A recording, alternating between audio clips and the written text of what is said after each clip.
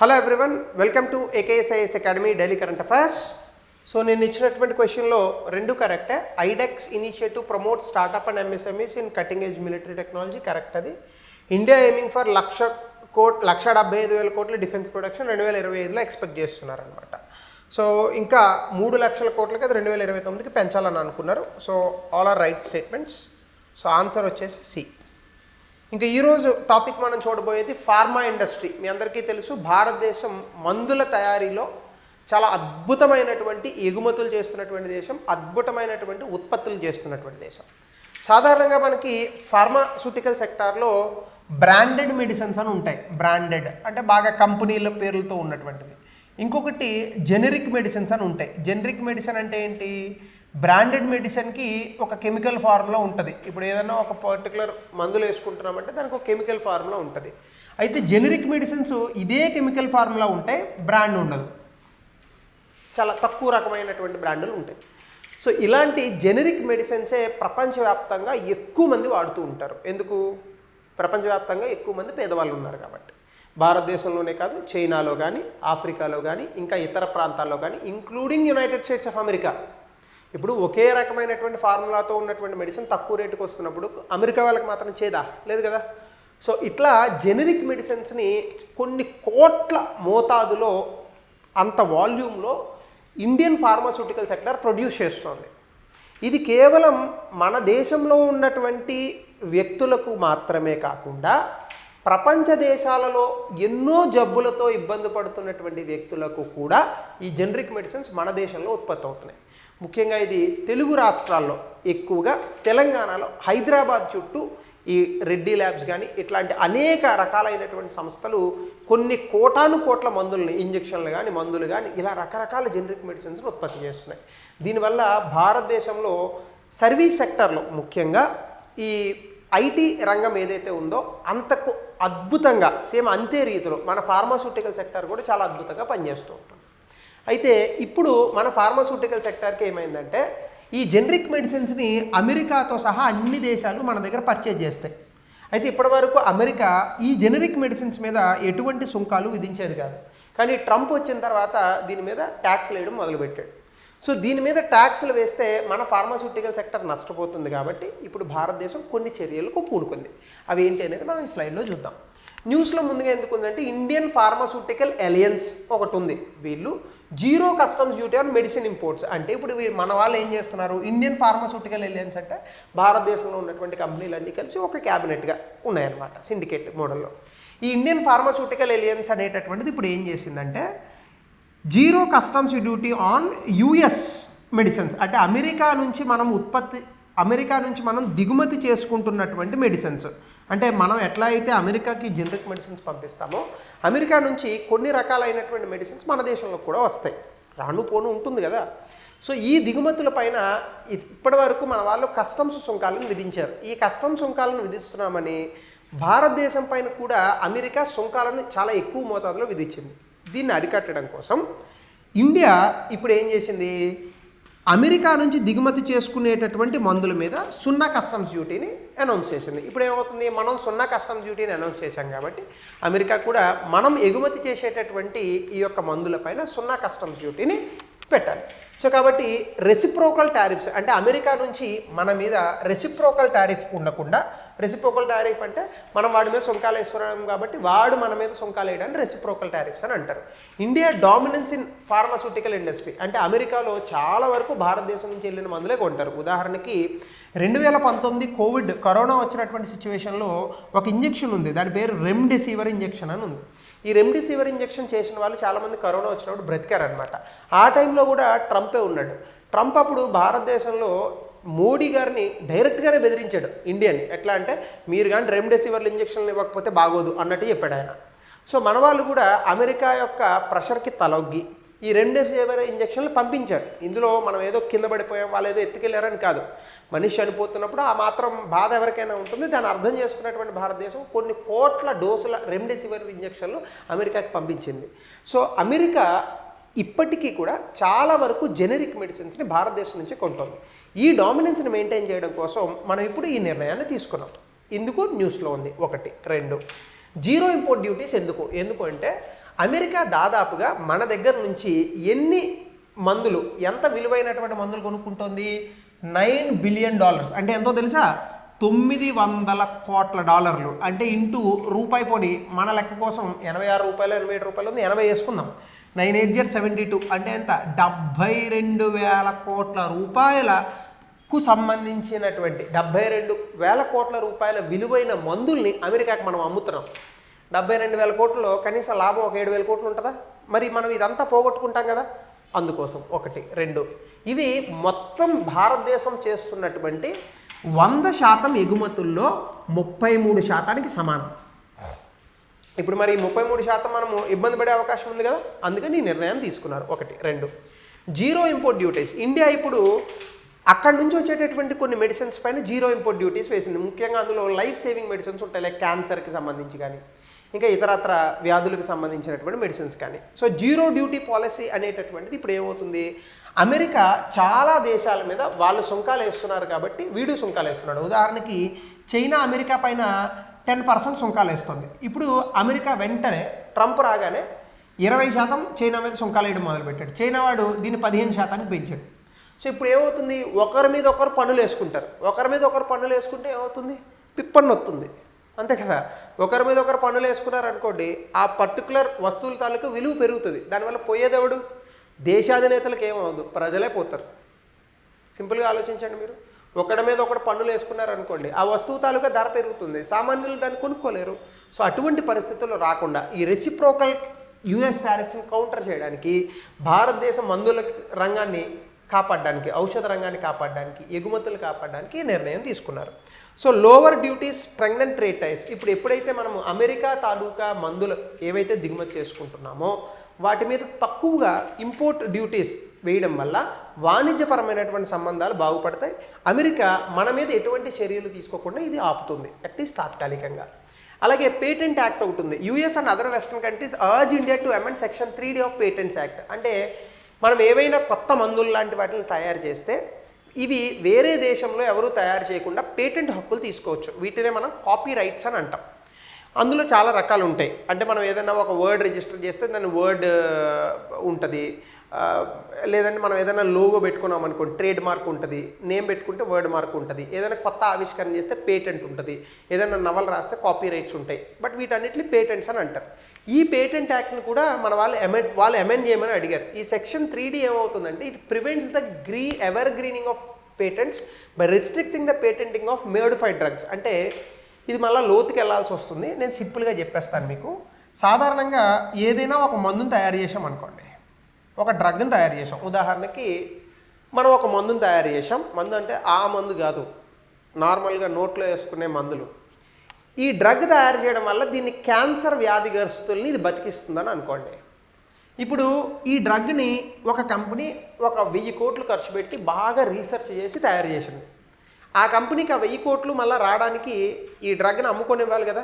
అందుకని ఏం చేస్తారంటే ఈ కంపెనీ తయారు చేసిన ఈ మందుకి పేటెంట్ ఇస్తారు. సో ఈ పర్టికులర్ డ్రగ్ని ఎవరు తయారు చేయకూడదు. ఎందుకు? మరి 1,000 కోట్ల రూపాయలు పెట్టి వీళ్ళు రీసెర్చ్ చేశారు కదా, మరి ఆ 1,000 కోట్లు రాబట్టుకుంటేనే కదా వీళ్ళు రేపొద్దున ఇంకొక రీసెర్చ్ ఏదో చేసి మానవాళికి ఉపయోగపడతారు. అందుకని చెప్పి పేటెంట్స్ ఇస్తారు. అయితే పేటెంట్స్లో ఒక కాన్సెప్ట్ ఉంది, అదేంటంటే ఎవర్ గ్రీనింగ్. ఎవర్ గ్రీనింగ్ అంటే ఏంటి? ఇప్పుడు ఈ డ్రగ్ని ఎందుకు వాడుతున్నాం మనము? క్యాన్సర్ వ్యాధిగ్రస్తుల్ని కాపాడడానికి. ఇది లైఫ్ సేవింగ్ డ్రగ్ కదా. సో ఇట్లాంటి క్యాన్సర్ లాంటి ఒక భయంకరమైనటువంటి వ్యాధులను తగ్గించేటటువంటి డ్రగ్స్ని ఒక క్లాజ్ అడ్డం పెట్టుకొని తయారు చేయొచ్చు. అదే ఎవర్ గ్రీనింగ్ అనమాట.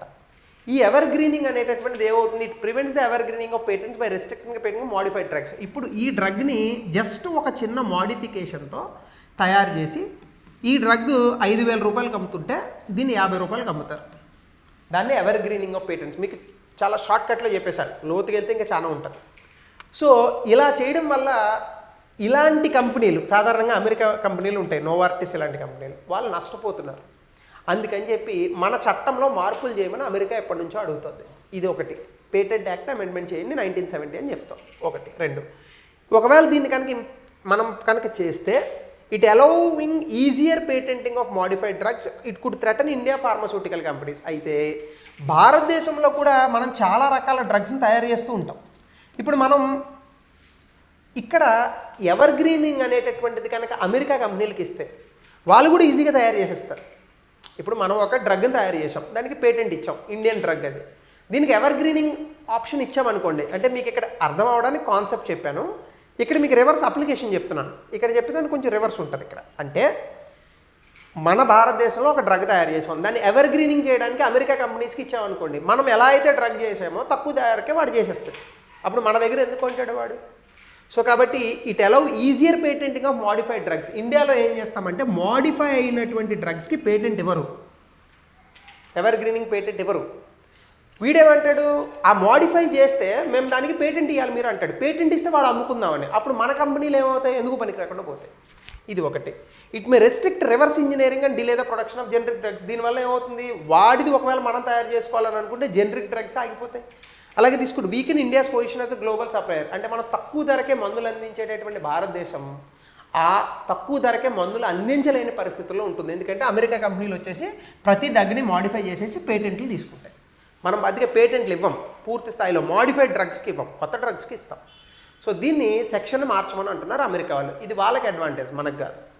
అలాగే ఇండియా ఫార్మాస్యూటికల్ ఇండస్ట్రీ చూస్తే ప్రపంచవ్యాప్తంగానే ఎంత స్థాయిలో మందులు ఉత్పత్తి చేస్తున్నామో అందులో 3వ పొజిషన్లో ఉంది. విలువ ప్రకారం చూస్తే 14వ పొజిషన్లో ఉంది. సప్లై ప్రకారం చూస్తే ప్రపంచంలో టీకాలు 50% టీకాలు ప్రపంచవ్యాప్తంగా భారతదేశం నుంచే వెళ్తాయి. 40% జనరిక్ మెడిసిన్స్ ప్రపంచవ్యాప్తంగా భారతదేశం నుంచే వెళ్తాయి. అంటే ఎంత వ్యాపారాన్ని చేస్తున్నామో చూడండి. ఇండియా ఫార్మాస్యూటికల్ సెక్టర్ మార్కెట్టే $50 బిలియన్, అంటే 5,000 కోట్ల డాలర్లు ఇంటూ 80 రూపాయలు వేసిన 8 5 40, 1 2 3 4 అంటే ఎంత అయింది, 4 లక్షల కోట్ల రూపాయల మార్కెట్ ఇది. ఒక రాష్ట్ర బడ్జెట్ కన్నా ఎక్కువ. తెలంగాణ ఆంధ్ర రాష్ట్ర బడ్జెట్ కలిపితే ఎంత ఉందో అంత ఉంది మార్కెట్. ఈ మార్కెట్ మొత్తం ఇబ్బంది పడుతుంది. ఇది దేశంలో జీడిపికి 1.72% సమానం. ఇది $130 బిలియన్ చేరబోతోంది 2030కి అని అంచనా. అంటే 2.5 రెట్లు పెరిగిపోతుంది. సో ఈ మొత్తం మార్కెట్ని మనం నాశనం చేసుకుంటాం కదా యూఎస్ చెప్పినట్టు చేస్తే. అందుకే ఇప్పుడు యూఎస్ మీద సుంకాలు వేయడం మాత్రం ఆపి దాన్ని ఎట్లో గట్లా డిప్లొమసీ చేస్తారు. సో బయోటెక్నాలజీ సెక్టార్ ఏమో మనకి $137 బిలియన్ ఉంది. ఇది $300 బిలియన్ పెరుగుతుందని అంచనా. అలాగే జనరిక్ మెడిసిన్స్లో ప్రపంచవ్యాప్తంగానే అత్యధికంగా జనరిక్ మెడిసిన్స్ సప్లై చేసే దేశం. ప్రపంచవ్యాప్తంగా 20% గ్లోబల్ డిమాండ్ని భారతదేశమే తీరుస్తోంది. యాక్టివ్ ఫార్మాస్యూటికల్ ఇంగ్రీడియంట్స్ అంటే మనం మందులు తయారు చేసేటప్పుడు అందులో ఒక రా మెటీరియల్ ఉంటుంది, అదే ఏపీఐ అనేటటువంటి.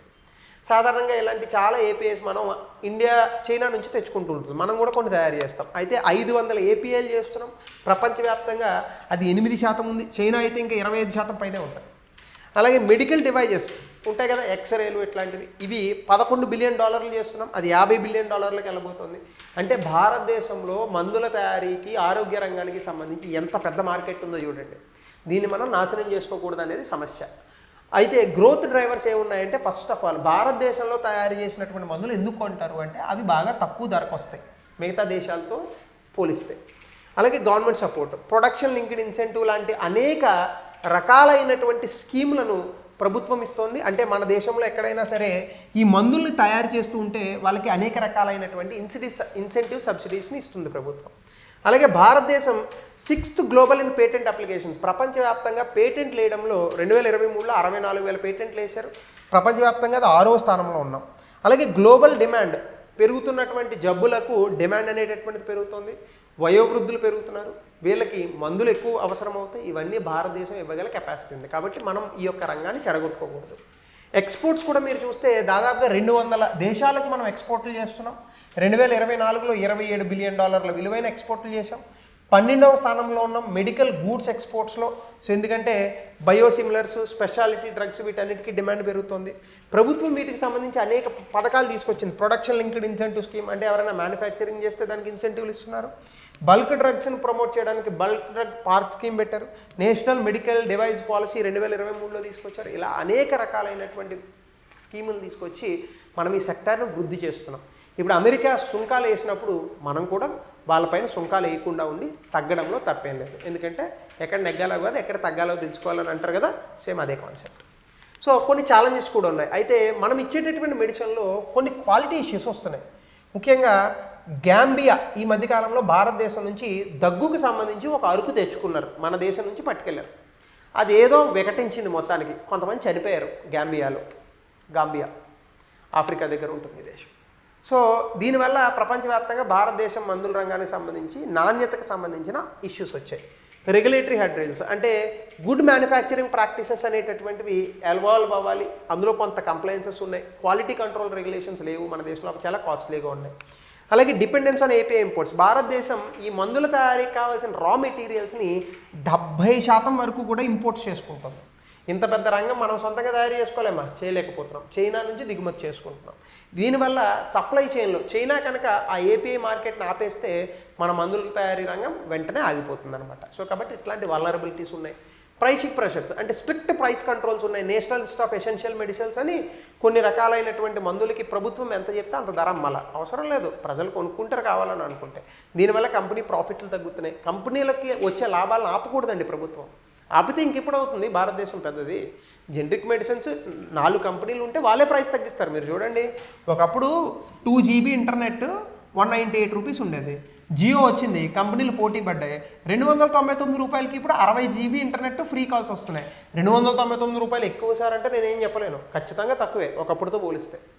5G ఇంటర్నెట్ వస్తుంది, ప్రతిరోజు 2 GB వస్తుంది, అన్లిమిటెడ్ ఫోన్ కాల్స్ వస్తున్నాయి, జియో స్టార్ లాంటివి ఫ్రీగా చూస్తున్నారు. ఇంకెంతకన్నా ఏం కావాలండి, మనం వాడకం పెరిగింది అంతే. ఇంటర్నెట్ కాస్ట్లీ అయిందని చెప్పమాకండి, మనం వాడకం పెరిగిందని చెప్పండి. అలాగే ఇన్నోవేషన్, ఎప్పుడైతే కంపెనీలకు ప్రాఫిట్ రాలేదో కొత్త నవకల్పనలు జరగవు. గ్లోబల్ కంపారిజన్లో చూస్తే ఖచ్చితంగా చైనా నుంచి, అమెరికా నుంచి, ఐరోపా దేశాల నుంచి చాలా క్వాలిటీ మెడిసిన్స్ వస్తున్నాయి. మనకి చాలా పెద్ద పోటీ ఎదురవబోతుంది. అలాగే మ్యానుఫ్యాక్చరింగ్ హబ్స్ వస్తున్నాయి, వియత్నాం, ఇండోనేషియా లాంటి దేశాల్లో. వీళ్ళందరూ మనకి పోటీ అవుతారు. సో ఈ లోపు ఖచ్చితంగా మనం ఇంకా బెటర్గా దీన్ని చేయాలి. అలాగే స్కిల్ షార్టేజ్ ఉంది, ట్రైన్డ్ ప్రొఫెషనల్స్ లేరు. బయోటెక్నాలజీలో, డ్రగ్ డిస్కవరీలో, కొత్త మందులు తయారు చేయడంలో మనం రీసెర్చ్లు సరిగ్గా చేయట్లేదు. అలాగే జనరిక్ డ్రగ్స్ మీద చాలా ఎక్కువ డిపెండ్ అవుతున్నాం, కొత్త ఇన్నోవేషన్స్ చేయట్లేదు. ఎక్కువ డ్రగ్స్ మీద ఇన్నోవేషన్ చేయాలి. ఎలా అయితే కోవిడ్ వచ్చినప్పుడు మనం కోవిషీల్డ్ ఇట్లాంటివి సృష్టించే కదా, అలాంటివి ప్రతిరోజు చేయాలి, ఇన్నోవేటివ్ ఫార్ములేషన్స్ చేయాలి. అలా చేసినప్పుడు భారతదేశం ఇంకా బెటర్గా ఫార్మాస్యూటికల్ సెక్టర్ని ముందుకు తీసుకెళ్ళగలుగుతుంది.